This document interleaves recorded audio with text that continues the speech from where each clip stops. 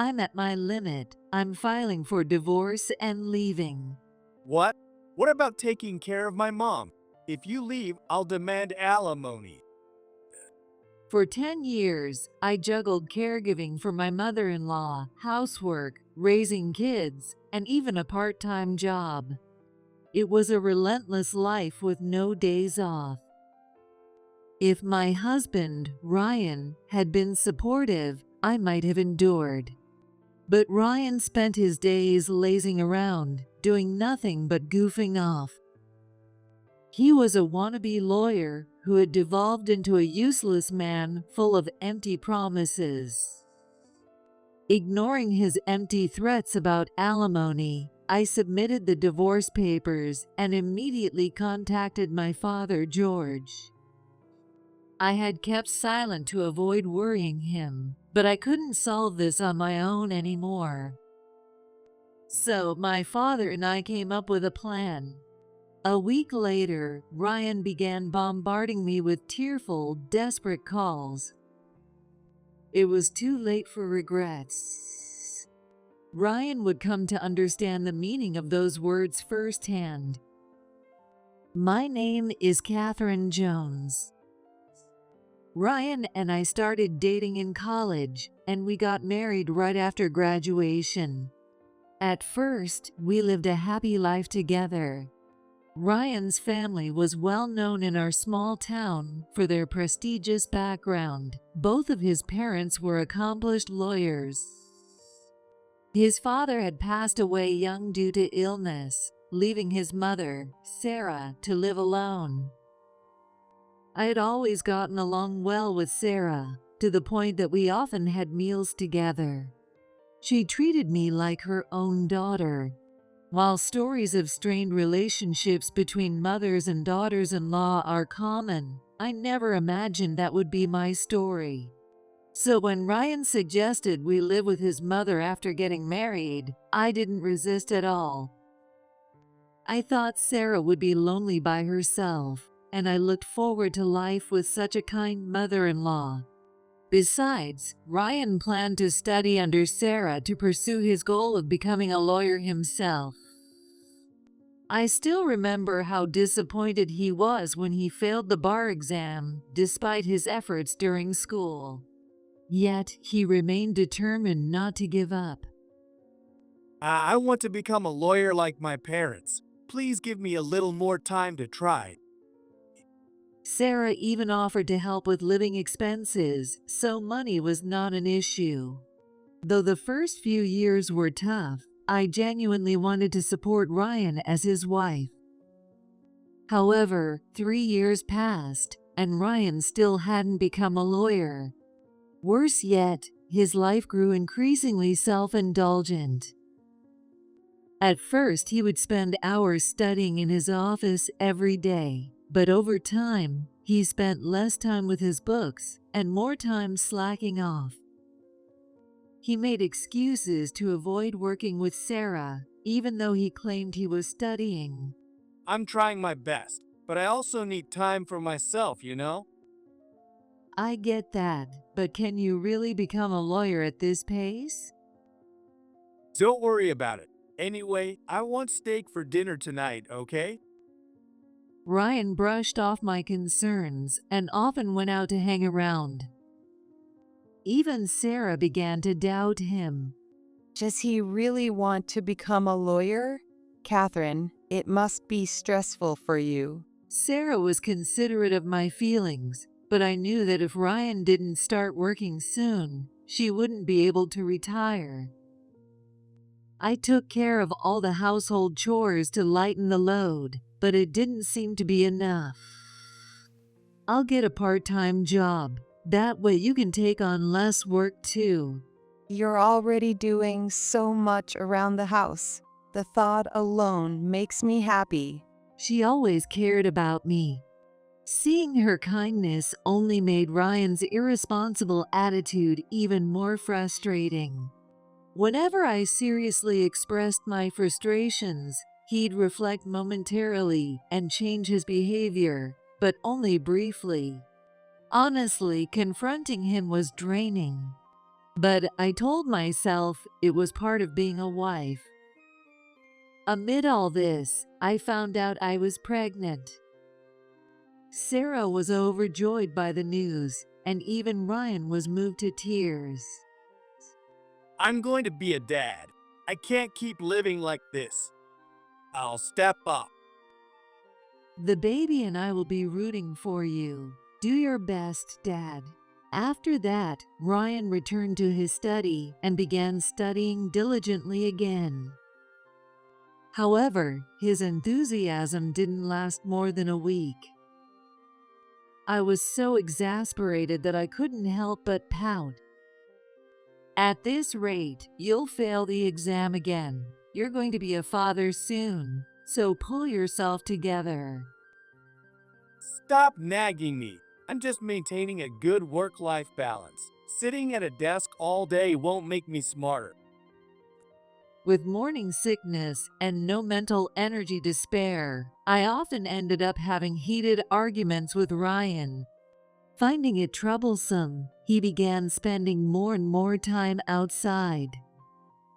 But it wasn't to study. He spent his days at the casino or fishing. By then, his dream of becoming a lawyer had long since faded. With a baby on the way, we can't go on like this. I can't rely on Ryan anymore. I'll have to handle this myself. I couldn't bear to keep burdening Sarah either. So, I decided to start doing small home-based jobs to earn a little extra income. It wasn't much, but I wanted to do something for her in return. Thank you, Catherine. I've been feeling a bit worn out lately, and it's been hard. I'm so grateful, but please don't overwork yourself, okay? Around that time, as Sarah mentioned, she often looked visibly tired. I made a promise to myself that once the baby was born and I could move around again, I'd start a part-time job to support her even more. A while later, my son, Tommy, was born, and life became busier than ever. Whenever he cried at night, I'd rub my tired eyes and get up to feed him, rocking him in my arms. Although Ryan had been so happy when we found out about the baby, he never helped, not even once, with Tommy's night crying. Instead, he'd plug his ears as if annoyed. Hey, do you know what time it is? Quiet him down already. Why don't you take care of him once in a while? You're his father, aren't you? If I lose sleep and can't study for my qualification exams, are you planning to blame the kid for it? That makes you a terrible mom.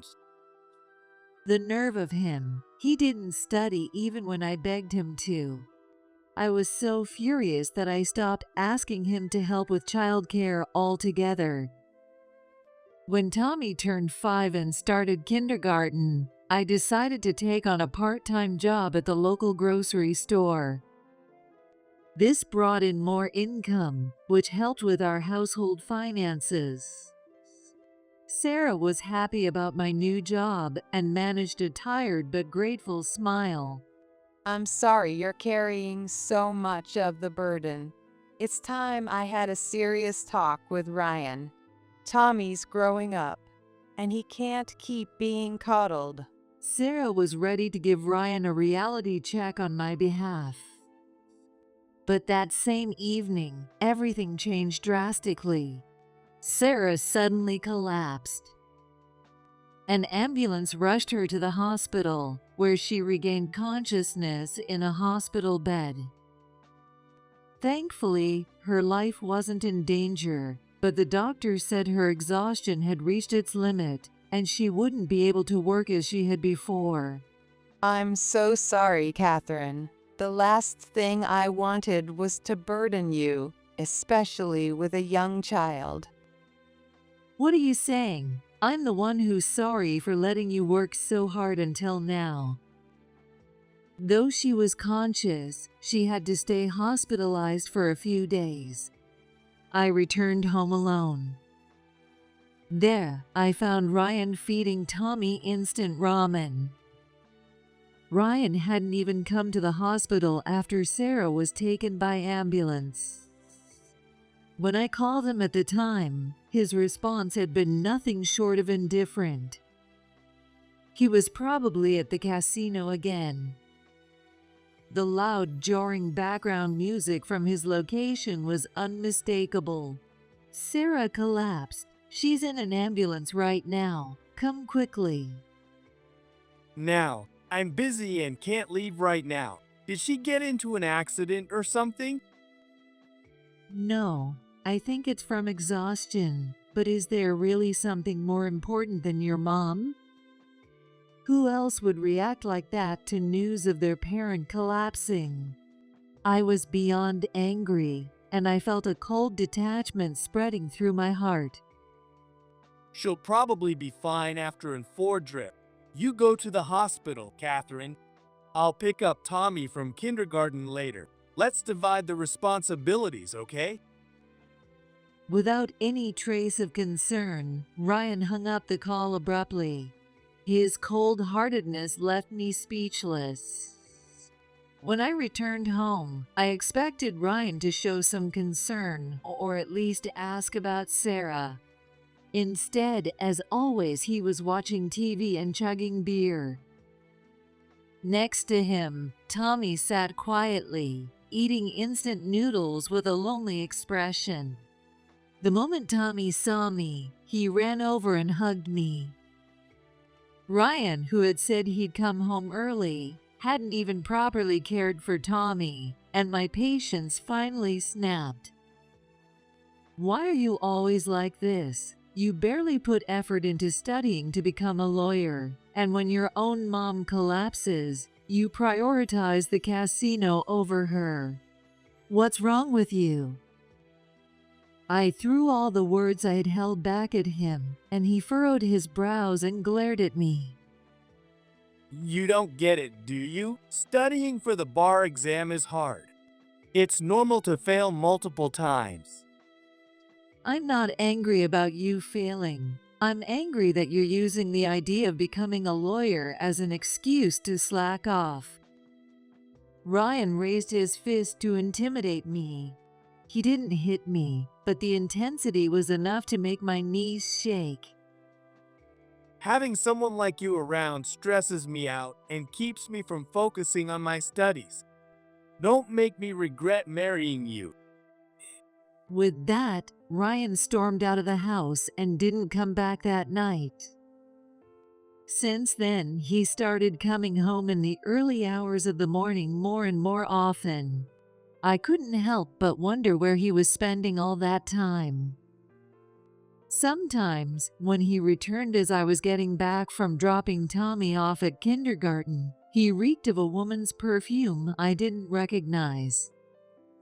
There was no doubt he was seeing someone at night.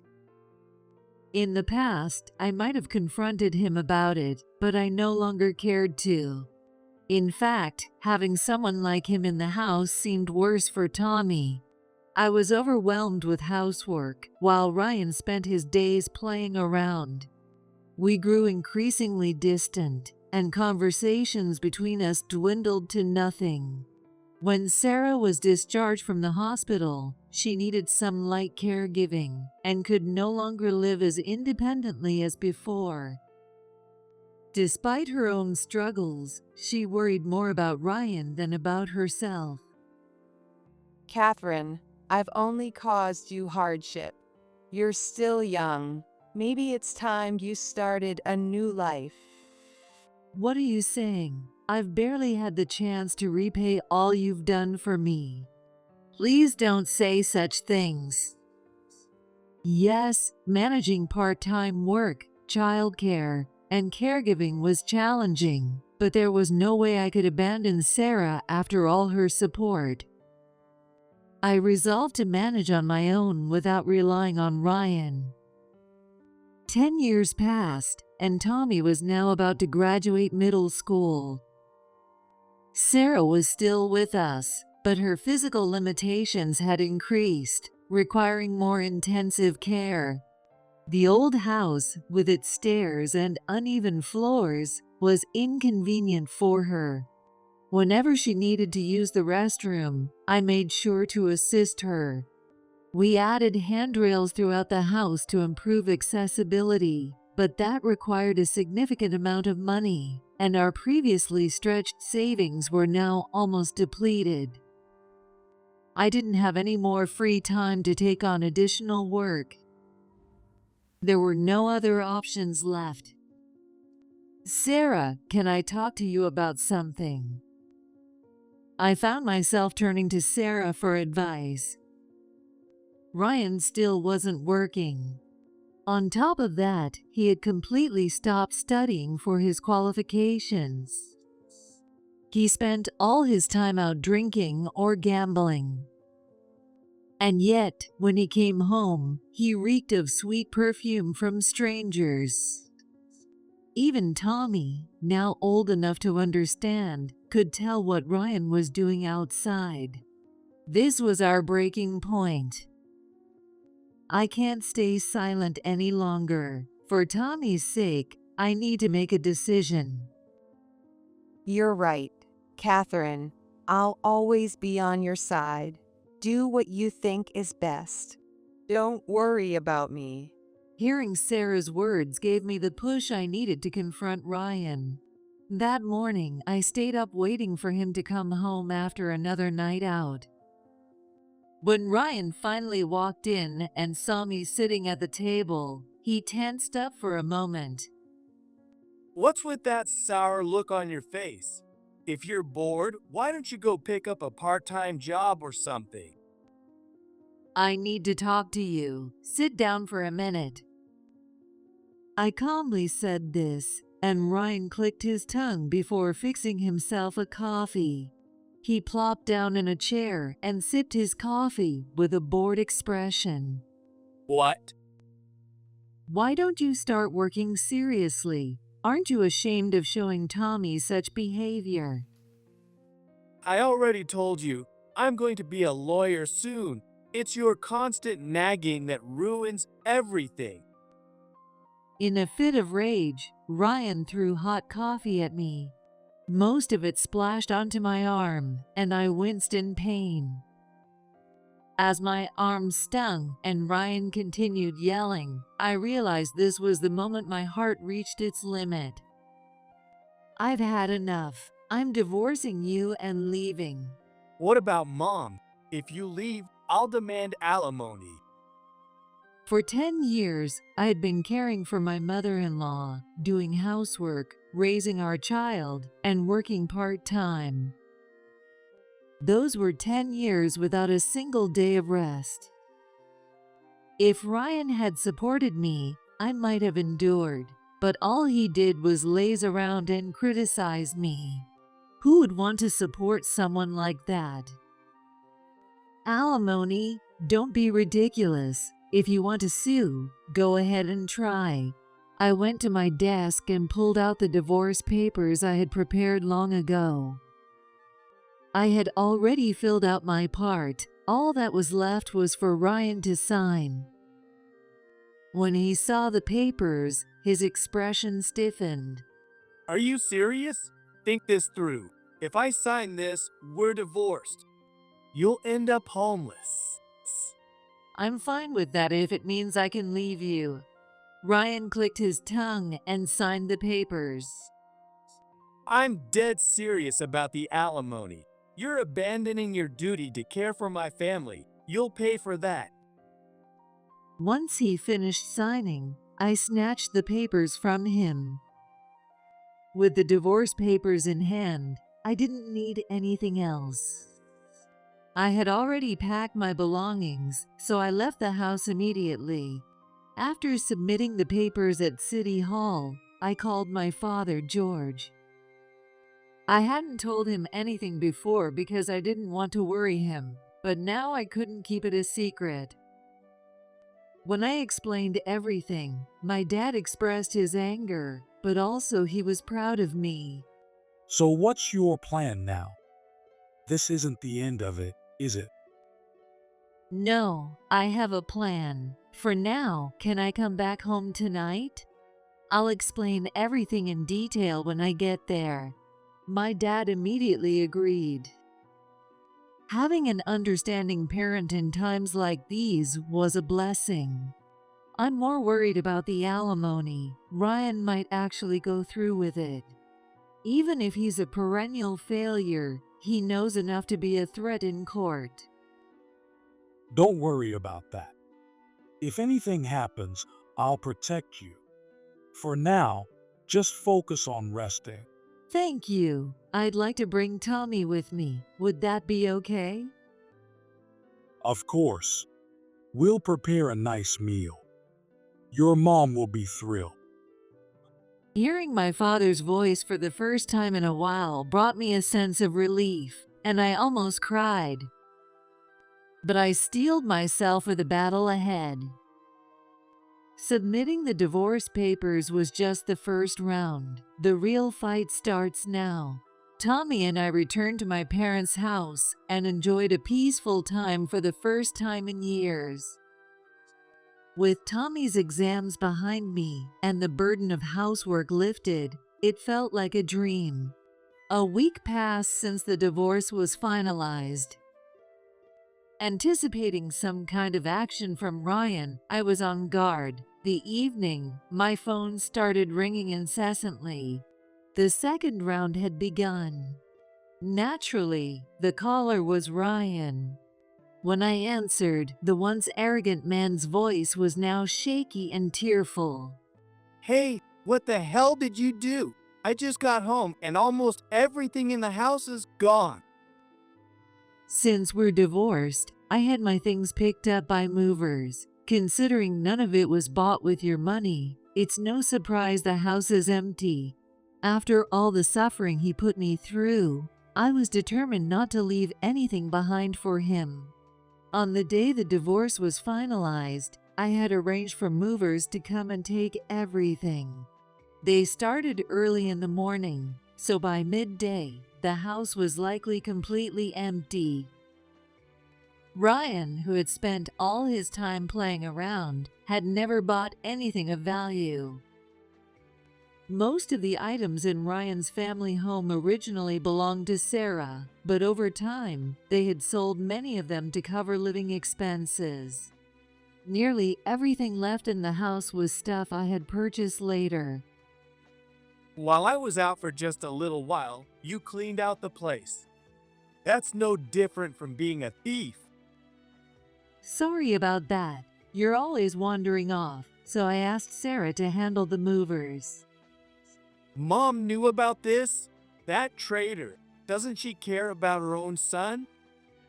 Ryan spat insults as if I were the villain here. His audacity was astonishing. Ever since you left, this house has been nothing but trouble. Just now, a realtor even sent me a ridiculous eviction notice. I'm at a loss here. Hearing his weak voice, I couldn't help but laugh. When he mentioned the eviction notice, I knew my other plan was in motion. Ryan, still unaware, deserved an explanation. Sorry to tell you this, but that house is no longer yours. Wait, what do you mean? What did you do this time? I sold your family home. You sold the house? He repeated my words in a dumbfounded tone, clearly unable to process the situation. It was such a big and beautiful house. It didn't take long to find a buyer. Thanks to that, I can rest assured about Tommy's child support. That's insane. Selling a house isn't that simple. There are rights and contracts. You couldn't have done it without owning it. Exactly. That's why I had the person with the deed sell it. You mean, Mom sold it? Brian dashed to the bedroom, likely expecting to find Sarah there. Instead, he must have been left staring at an empty room. Mom's gone, and so is the bed. What the hell is going on? At last, he realized Sarah wasn't there. In truth, I had brought Sarah to my family's home. Along with retrieving my belongings, I arranged for her to come over by taxi. Now she was staying in an apartment I had already rented near my parents' house. She was listening silently to our conversation from right next to me. Sarah was troubled by your behavior, Ryan. That's why she agreed to my proposal. That old hag. First, she stops bringing in money, and now she sides with the enemy? She's lost her mind. Isn't it cruel to speak about your own mother like that? I don't care. A mother who chooses some random woman over her own son isn't a mother at all. Ryan's anger spiraled into vile words that made me want to cover my ears. Of course, he had no idea Sarah was sitting beside me. Feeling no restraint, he let loose. Hearing his outburst, Sarah calmly took the phone from me and entered the conversation. Quite the way to talk, isn't it?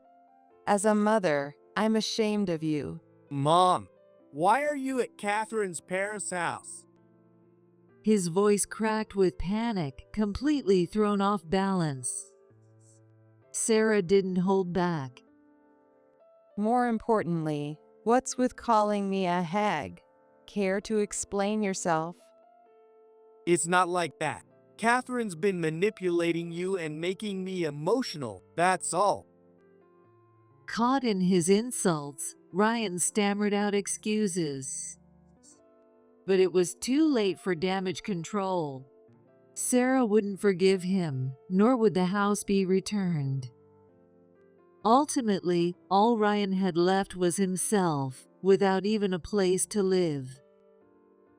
You should give up and rent a new apartment. You still have some savings left, don't you?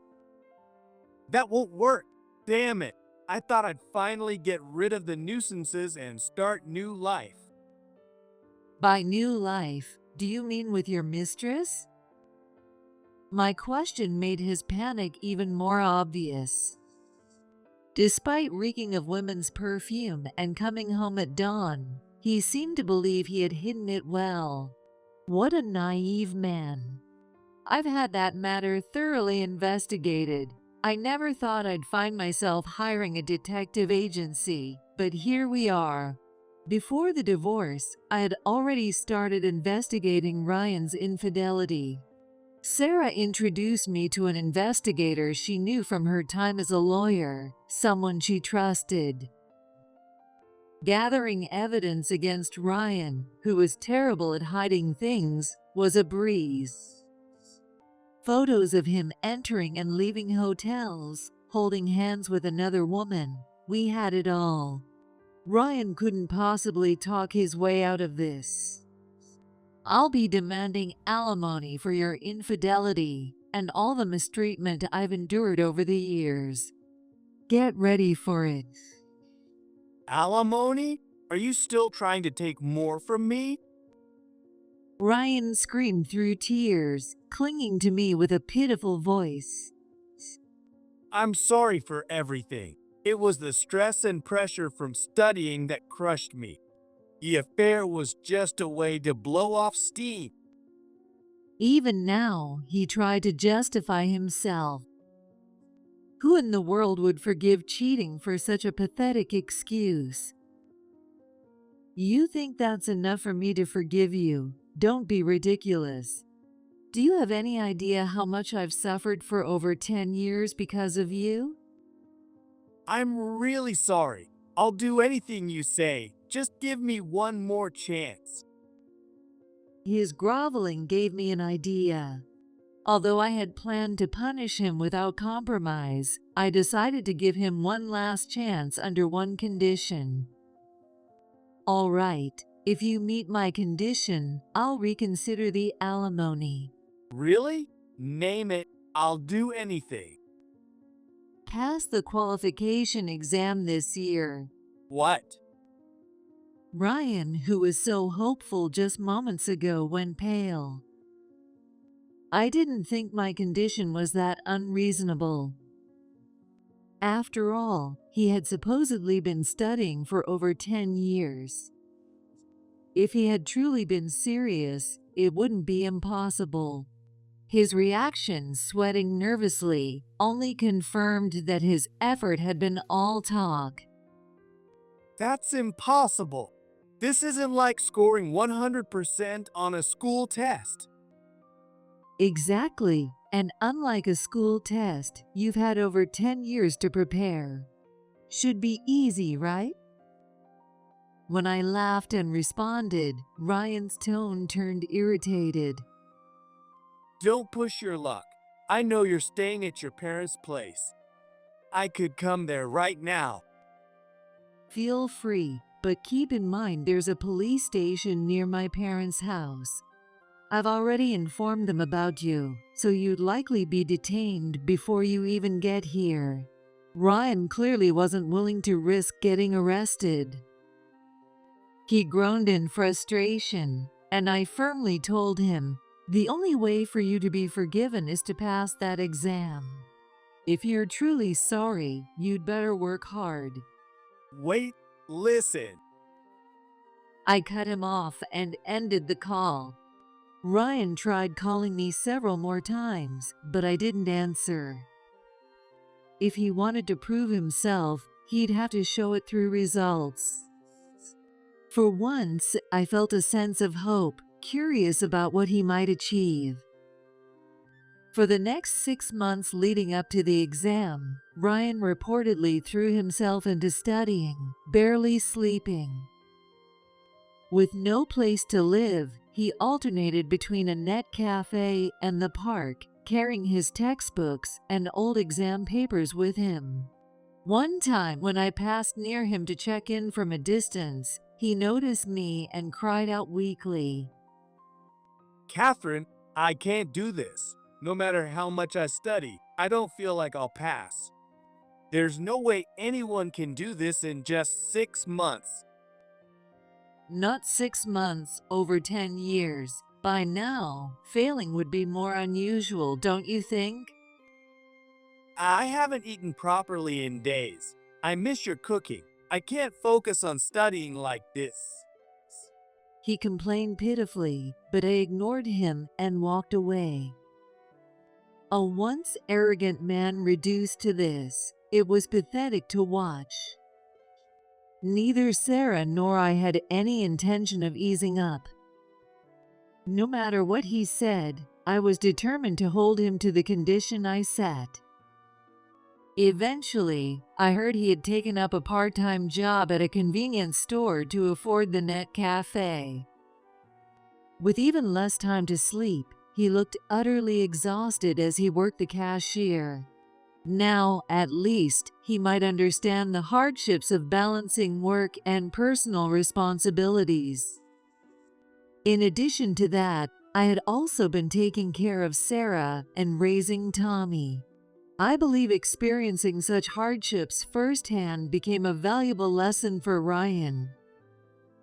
Finally, after a tumultuous period, the day of Ryan's qualification exam results arrived. I had instructed him to check the results at my parents' house. While the outcome was still unknown, judging by Ryan's pale face, he clearly wasn't confident. Well, I got lightheaded during the test. I wasn't feeling my best. No excuses, just check the results already. Surrounded by me, my father, and Sarah, Ryan had no escape. He reluctantly checked the results on his phone. The screen displayed one word: failed. Ryan hadn't become a lawyer. If you had taken your studies seriously, you would have been a lawyer by now. Wait, I was so close this time. Just one more chance. Please, just one more. I've given you chance after chance, and you've wasted every single one along with my time, my patience, and all of our hopes. It wasn't the failures themselves that I couldn't forgive. It's a tough exam, and not everyone is suited for it.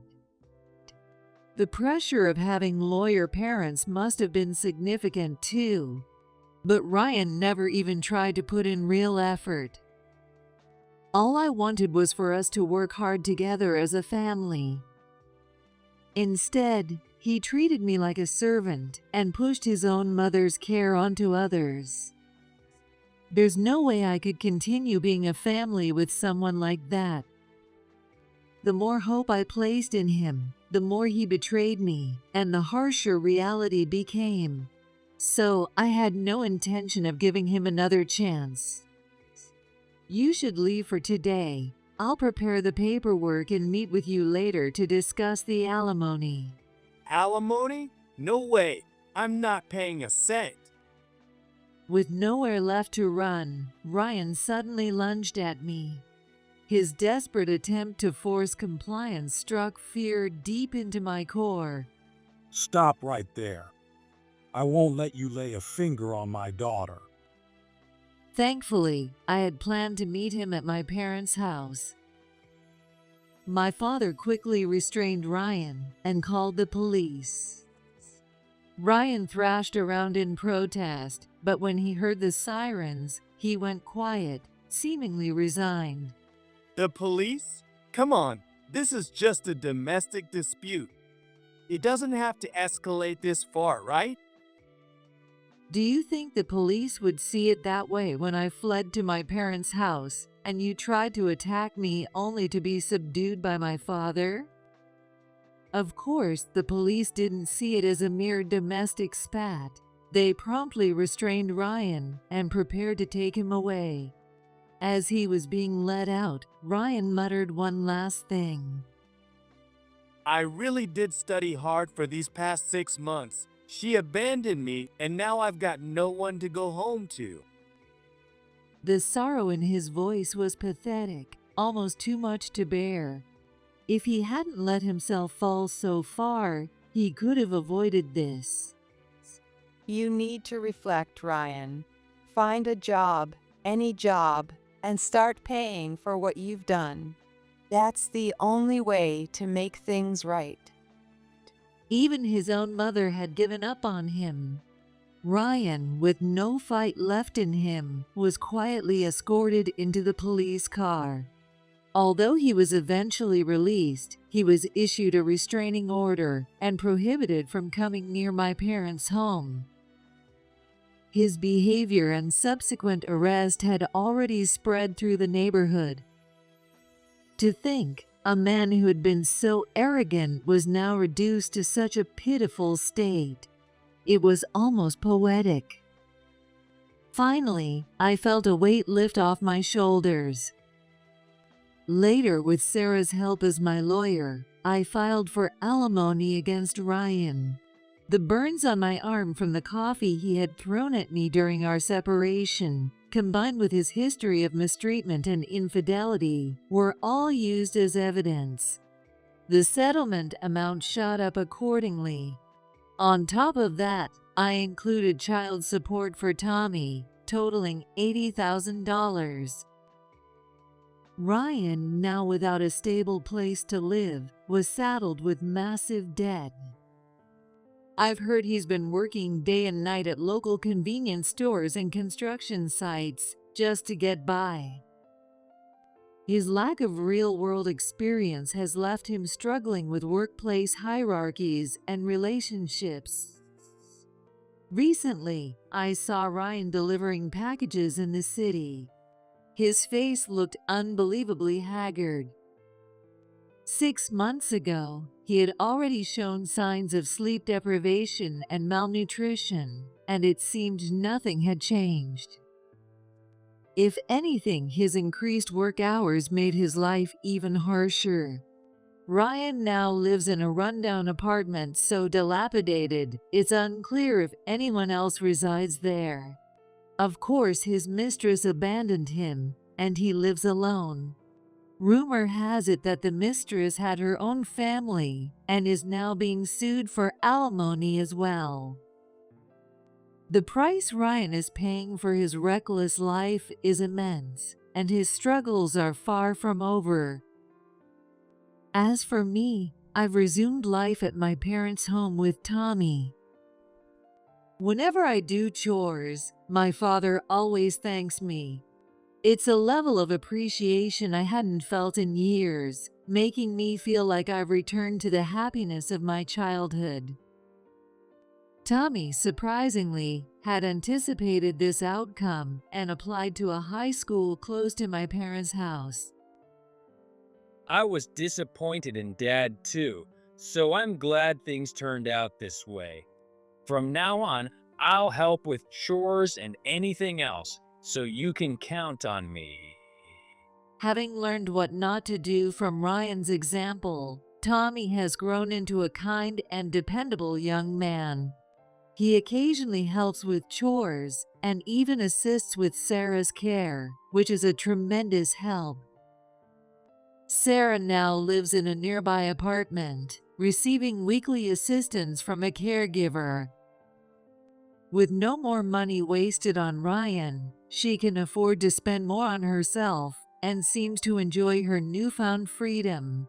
Even after the divorce, Sarah and I have maintained our bond. Lately, our favorite pastime has been going to a cafe together on occasional Sundays. It feels as though I'm reclaiming the elegant moments I had missed out on for so long, and I'm thoroughly enjoying this new chapter of my life.